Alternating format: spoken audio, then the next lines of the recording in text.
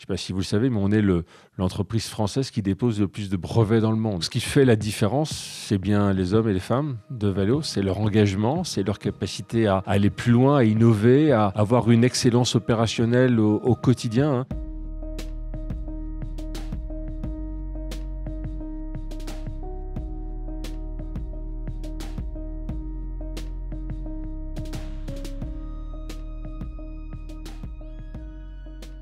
Christophe Périllat, merci de nous accueillir ici au siège de Valeo. Vous êtes le directeur général de cette belle industrie, si je puis dire. C'est un leader technologique avec des partenaires majeurs de l'automobile. L'automobile qui aujourd'hui subit une transformation majeure avec, on peut le dire, un peu de difficulté. Oui, il y a une transformation. On dit que c'est la transformation d'une vie, parce que l'automobile, ça existe depuis plus de 100 ans. Mais il y a une vraie transformation technologique. Tout change à l'intérieur de la voiture. En fait, la voiture, elle devient à la fois plus propre, elle devient plus sûre et elle devient logicielle. Donc, 3 transformations technologiques majeures qui fait que sous le capot, tout va changer, tous les organes, tous les composants, tous les systèmes. Donc, pour une entreprise comme nous qui livrons à nos clients beaucoup de ces systèmes, on accompagne cette transformation pour oublier les produits d'avant et puis se concentrer sur les technologies de demain et les prévoir, les développer, innover beaucoup et les mettre à disposition de nos clients. Justement, sur l'électrification, quel est votre rôle aujourd'hui dans cette filière ? De fournir beaucoup des composants qui sont nécessaires à l'électrification. Donc ça veut dire le moteur électrique, ça veut dire l'électronique de puissance qui commande le moteur électrique. Voilà, on appelle ça un onduleur, c'est de l'électronique de puissance, comme je dis, le chargeur, qui est un élément très, très important. Et puis parce qu'une voiture électrique ne produit plus par elle-même de chaleur, le moteur à combustion, il produit beaucoup de chaleur, eh bien il faut recréer de la chaleur pour chauffer l'habitacle. Il faut aussi refroidir la batterie. Donc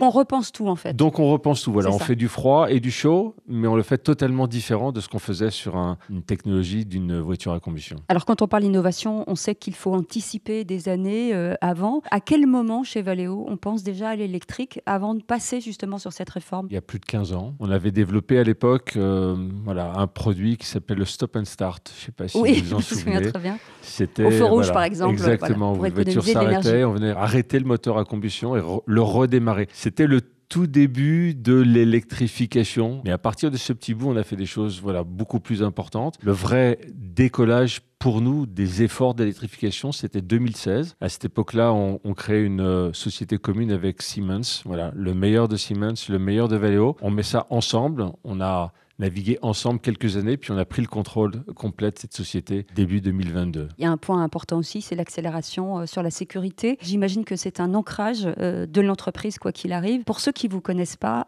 cette sécurité, elle se démultiplie comment dans la voiture ? Alors, on fait beaucoup des technologies qui sont nécessaires à cette sécurité. Alors, on ne fait pas les airbags, on ne fait pas les ceintures de sécurité, mais on fait tous les capteurs de la voiture, les calculateurs, c'est-à-dire là où on va faire tourner les logiciels, et puis on écrit les logiciels. Alors, ça veut dire quoi concrètement ? Ça veut dire que le freinage d'urgence, c'est nous, l'évitement d'obstacles, c'est nous. Si vous avez tendance à vous endormir, on va faire en sorte que vous ne vous endormiez pas, ou on va identifier que vous avez peut-être une somnolence, on va identifier que vous n'êtes pas attentif, vous êtes en train d'utiliser votre téléphone portable ou de... On corrige les problèmes qui peuvent arriver. Exactement, on corrige vos erreurs. Je reprends ce que disaient les Chinois. C'est un portable avec des roues. Qui dit portable dit un logiciel qu'il faut remettre à jour assez régulièrement. Cette façon de faire, est-ce que c'est une façon de lutter contre l'obsolescence d'une voiture, par exemple ? Oui, bien sûr. En fait, une voiture, c'est assez onéreux comme objet. C'est bourré de logiciels, mais ces logiciels n'évoluent pas du tout. Une voiture, ça a une durée de vie de 15 ans et pendant 15 ans, la voiture reste la même. C'est le monde d'hier parce que vous êtes habitué à avoir un téléphone portable et ce téléphone portable, vous recevez des mises à jour quasiment toutes les semaines. Avec des nouvelles fonctions ? Avec des nouvelles fonctionnalités, avec une amélioration de ces fonctionnalités, avec de nouvelles apps que vous allez prendre. Donc, on voit qu'on est habitué maintenant à un monde qui est complètement différent, où les choses se mettent à jour, où les choses s'améliorent de manière permanente et la voiture, ce n'était pas le cas. La voiture, ce sera le cas, mais pour ça, il faut changer et repenser toute l'architecture électrique et électronique de la voiture. Il faut complètement complètement repenser cette voiture. C'est notre rôle et on est leader et partenaire de nombreux constructeurs pour les aider à faire ça. Alors, le groupe, c'est 21 milliards de chiffre d'affaires, environ 106 000 collaborateurs dans une quarantaine de pays un peu partout dans le monde. C'est très important pour vous d'avoir des collaborateurs qui s'engagent sur un futur et au service des Français, mais aussi du monde entier pour améliorer le quotidien. Oui, à la fin, une entreprise, ce sont des hommes et des femmes. On est en compétition avec une entreprise chinoise, une entreprise indienne, une entreprise coréenne, japonaise, allemande. Donc, ce qui fait la différence, c'est bien les hommes et les femmes de Valeo, c'est leur engagement, c'est leur capacité à aller plus loin, à innover, à avoir une excellence opérationnelle au quotidien. Pour vous donner quelques volumes, on a 155 usines dans le monde. On fait rentrer dans nos usines 2 milliards de composants par jour. On en sort 8 millions de produits par jour, tous les jours, à nos clients avec une qualité zéro défaut, livré à l'heure. Donc, c'est une performance du quotidien qui est exceptionnelle. Et puis, il faut regarder aujourd'hui, mais il faut regarder aussi ces tendances de l'industrie automobile, s'y préparer. On s'y prépare depuis maintenant de nombreuses années. Cette entreprise a 102 ans. Aujourd'hui, 80% des innovations sont développées en France. Et ça, je sais que c'est pour vous très important, le local pour le local. Oui, le local pour le local. On a un ancrage en France qui est très important. On a un certain nombre d'usines, mais on a aussi beaucoup de notre recherche et développement et on a l'innovation. Voilà, 80% de l'innovation est développée en France parce qu'on a très bons ingénieurs, parce qu'on a des centres de recherche qui sont vraiment à la pointe de ce qu'il faut faire pour être bon dans l'industrie automobile. On est très fiers de cet ancrage français, cet ancrage local. Les ingénieurs, c'est une masse salariale importante chez vous, que ce soit en France ou un peu partout dans le monde. Oui, c'est 20 000 personnes. Ce qui est énorme. Ce qui est énorme. Alors, je définis souvent Valeo comme une entreprise industrielle parce que je vous ai donné quelques-uns des volumes de production que nous avons, mais c'est aussi une entreprise technologique et on peut se définir comme une entreprise finalement qui est technologique. Je ne sais pas si vous le savez, mais on est l'entreprise française qui dépose le plus de brevets dans le monde. On a des dépenses de R&D, certains diraient des investissements de R&D, on peut utiliser les deux termes, qui dépassent 10% de notre chiffre d'affaires. Ce n'est pas du tout caractéristique d'une entreprise industrielle. Une entreprise industrielle, en général, ça dépense 3, 4, 5% de son chiffre d'affaires en recherche et en développement. Nous, c'est 10. Donc, on a une vraie orientation technologique. Pourquoi ? Parce qu'on sait que, justement, la voiture change complètement. Tout va changer sous le capot. Et de plus en plus rapidement. Et de plus en plus rapidement. Et ça, vous ne pouvez pas le faire sans mettre le paquet sur la technologie, mettre le paquet sur l'innovation, et c'est ce que nous faisons. Qu'est-ce que c'est l'excellence pour vous aujourd'hui ? L'excellence, c'est ces équipes, c'est leur engagement, c'est leur motivation. On a en France des ingénieurs de grande qualité. Souvent, on l'oublie. On parle des choses qui sont pas bonnes. On aime bien faire ça. Voilà, ce qui est très positif, c'est bien sûr la qualité des équipes et en particulier des ingénieurs, parce qu'on a des écoles d'ingénieurs qui sont vraiment au meilleur niveau. On parle de partenariat aussi avec vous, avec Renault, avec BMW. Je sais qu'il y a des partenariats à venir qui sont encore top secrets. Ils s'appuient réellement sur vous pour les accompagner, puisque finalement, qu'est-ce qui va rester aux constructeurs si on enlève toute la technologie ? Il leur reste l'essentiel, c'est-à-dire faire une belle voiture qui plaise aux gens et nous on fait tout le reste. On cherche à être pour nos clients une forme de simplificateur. Voilà, la technologie est de plus en plus complexe, il faut qu'ils sortent des voitures de plus en plus rapidement et donc ils ont besoin, je l'espère, de plus en plus d'un Valeo qui va prendre des problèmes complexes pour eux, les simplifier. On va prendre toutes ces technologies, on va les agréger dans des calculateurs qui vont être extrêmement puissants, qui font tourner des logiciels de plus en plus compliqués et finalement on va leur apporter la performance, on va leur apporter la fonction sans avoir à s'occuper du détail très complexes dont on s'occupe et on vient leur simplifier la vie. Il y a eu beaucoup de voitures bashing et là j'ai l'impression qu'avec ces nouvelles générations de voitures, on retrouve un peu une voiture plaisir avec de la qualité, du confort, de la sécurité. On ne peut pas vivre aujourd'hui sans voiture quand même. Ben non, on ne peut pas vivre sans voiture, c'est un élément essentiel de la mobilité et la mobilité c'est la vie. On redécouvre, je pense, et on va toujours redécouvrir que la voiture est absolument essentielle à l'homme. C'est ainsi et c'est tant mieux. Alors ça veut dire que c'est une voiture qui est différente, c'est une voiture qui sera amenée à ne plus polluer, c'est une voiture qui est plus sûre et pas seulement pour vous, conducteurs ou les passagers, mais aussi plus sûre pour ceux qui sont autour de la voiture, pour les piétons qui vous entourent, pour les cyclistes, parce que la ville est dangereuse. Donc c'est une voiture qui est plus sûre, c'est une voiture qui va être le prolongement de votre téléphone portable, de vos données personnelles, de votre environnement. Et on revient à la voiture logicielle dont on parlait tout à l'heure. Sur l'environnement, c'est un point très important aussi pour vous, sur l'empreinte que va laisser aujourd'hui Valeo. Oui, on a pris des engagements très forts. Nos usines travaillent beaucoup, ils mettent des panneaux solaires, ils font tout un tas de choses pour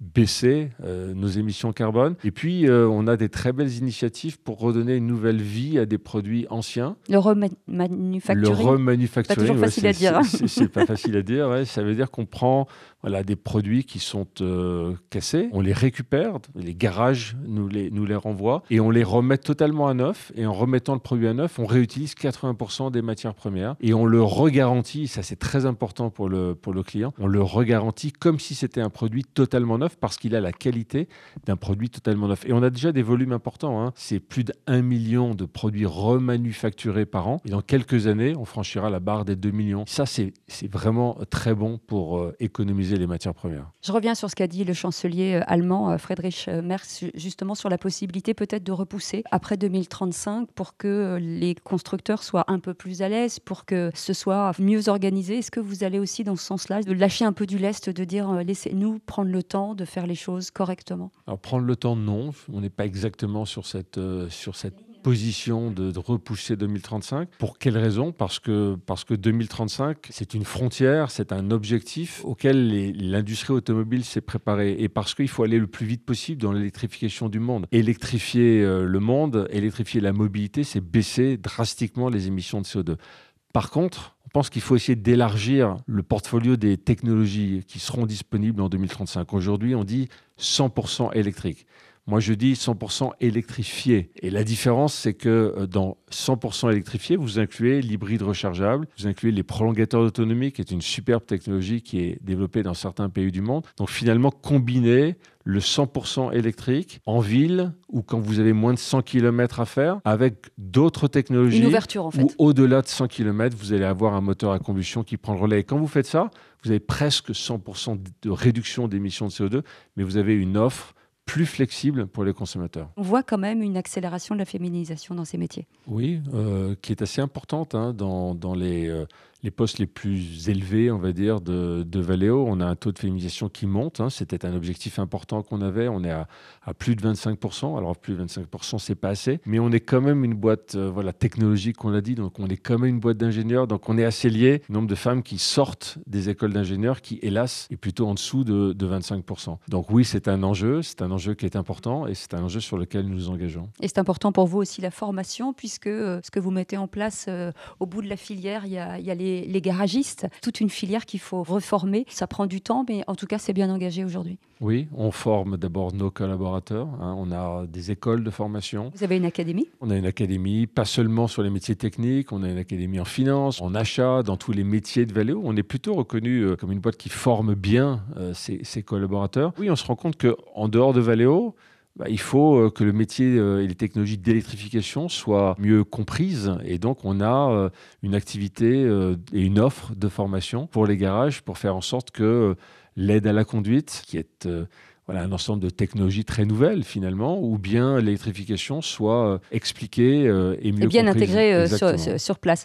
Un petit mot sur la Chine. Aujourd'hui, ça représente à peu près 30% des ventes mondiales, 1% tous les ans. Est-ce qu'il faut une coopération européenne plus forte pour concurrencer la Chine ? La Chine, on appelle ça, nous, le fitness center de l'industrie automobile. C'est-à-dire qu'aujourd'hui, c'est le marché le plus important, c'est le pays où la production automobile est la plus importante, c'est à peu près un tiers du marché mondial. Valeo y est très présent depuis plus de 30 ans maintenant. C'est même le pays le plus gros de Valeo. On a 18 000 collaborateurs, on a plus de 25 usines. Donc c'est vraiment un pays très important où il est très important, il est essentiel d'y être pour baigner dans... Et pour comprendre aussi. Et pour comprendre, parce que ça va extrêmement vite, parce que les technologies d'électrification, ils sont très, très avancées. Mais le but, c'est pas de s'opposer à eux, c'est de travailler à trouver sa place. Donc on est en Chine et puis on est en Europe. Et on est aujourd'hui sur des marchés qui sont assez locaux. C'est-à-dire que l'industrie automobile, les Valeo, on est organisé localement. On est en Europe pour l'Europe. On est en Chine pour la Chine. Et on souhaiterait que ça reste comme ça. Parce que... finalement, c'est une industrie en Europe, si je prends l'Europe, qui n'a pas délocalisé. Les voitures européennes qui sont vendues en Europe, elles sont pour la plupart d'entre elles produites en Europe. Et les composants de ces voitures européennes, elles sont pour la plupart produites en Europe. Donc c'est une industrie qui est restée locale, où la valeur ajoutée est restée locale. Et on pense que c'est important qu'elle le reste pour longtemps, parce que ce sont des emplois en millions. Hein. L'industrie automobile, c'est 13 millions d'emplois en Europe, c'est 8% du PIB européen. Donc c'est une industrie qui est essentielle en Europe. Et évidemment, dans cette compétition mondiale, il y a le risque d'avoir des importations de plus en plus importantes de la Chine ou d'ailleurs. Ou des États-Unis, par exemple. Ou voilà, exactement, vers l'Europe. On promeut l'idée qu'il faut défendre la localisation de la valeur ajoutée de la voiture en Europe et on observe qu'un certain nombre d'autres continents le font. Merci beaucoup Christophe Périllat d'avoir accepté Merci. notre invitation.